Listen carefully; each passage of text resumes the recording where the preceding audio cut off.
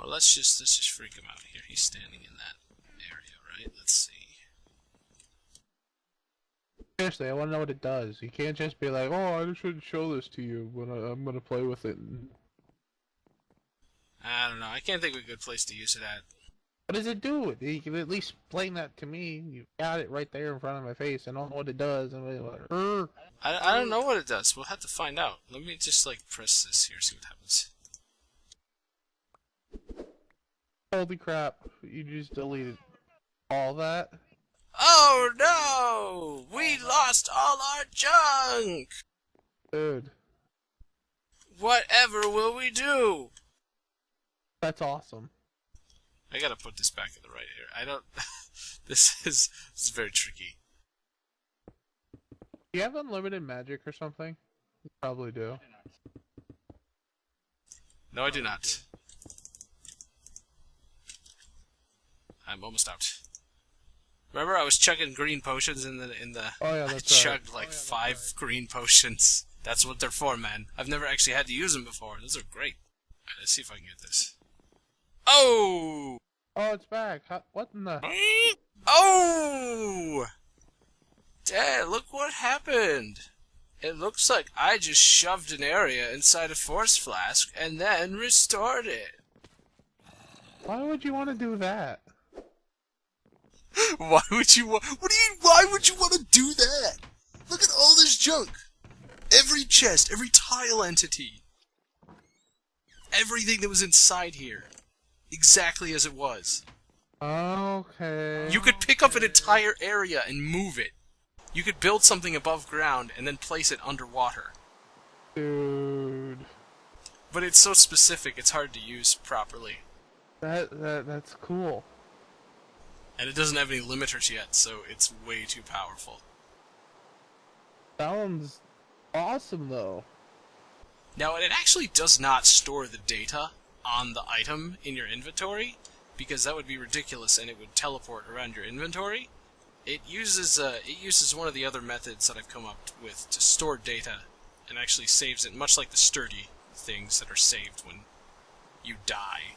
So, and it just deletes it when you use it. So that's how it does that. But yeah, that's one of the things I have to work on. Is this thing? It like triangulates. You give it one block, and then you give it another block. So say. So I just clicked on like the block over on that edge, and then the block on this top edge, and it took everything in between there, from that XYZ to this XYZ, shoved it in a force flask, basically, and then I just put it back. Dude. I know, it's sick, and it is not ready for the public consumption yet.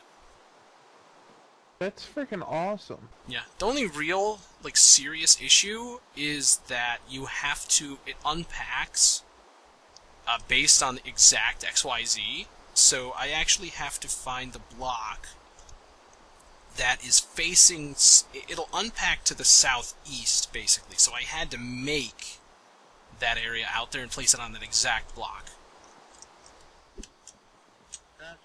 That's one of the reasons why there's no way I can release this, because it needs to be more intuitive based on where the player is standing.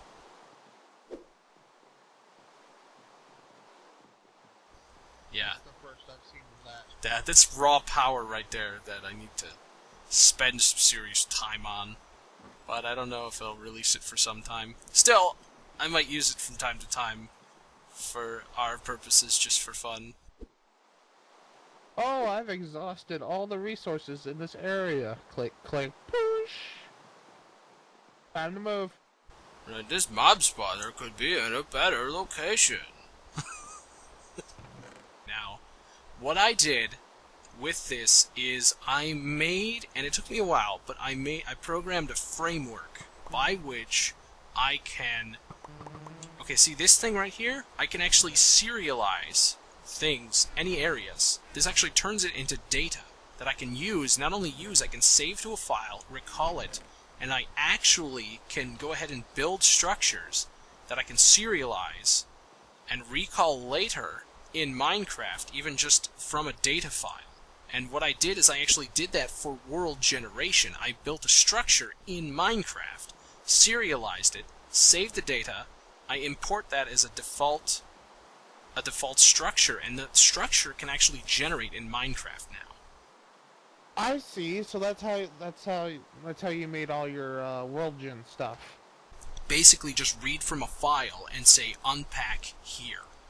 And so now I actually did that, and there's a specific structure that will generate randomly in new worlds that we want to go find. So we want to start a new world to find that structure.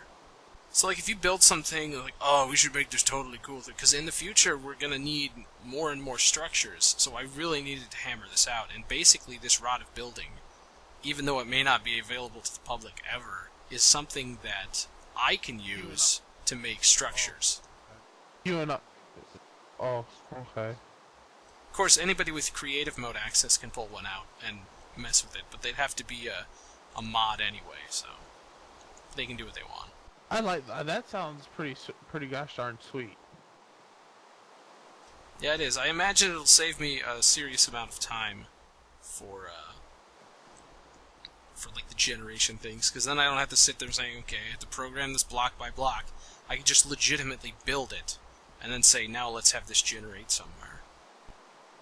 So, did you make one of your force house yet? Your house that you usually make? I didn't. That's a good idea. And then put like the bottle of it or something in creative mode, so, or just like there, so you just pull it out. Oh, there is something. Let's see. What southeast is that direction? All right. Here's what I'm going to spawn a structure over here. I put a cheat in, and I'm going to spawn it so you can see it. This is the structure that we're going to find. Oh, good God. There we go. Just spawned it right here. And, oh look, what is this? It's a shaft of light. It is a very big shaft of light. Oh, what is that? Dude, what's in the chest? Spoils bags! Random spoils bags. It'll generate random spoils. But these things will actually generate in the world. This exact structure. And if you could see, it's actually, like, so these things will actually spawn in new worlds if we make them.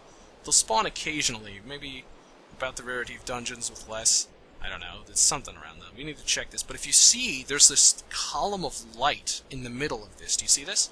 It's kind of glitchy, but yeah, I do see it. Yeah, well, you have to be facing it, because that's how tile entities render.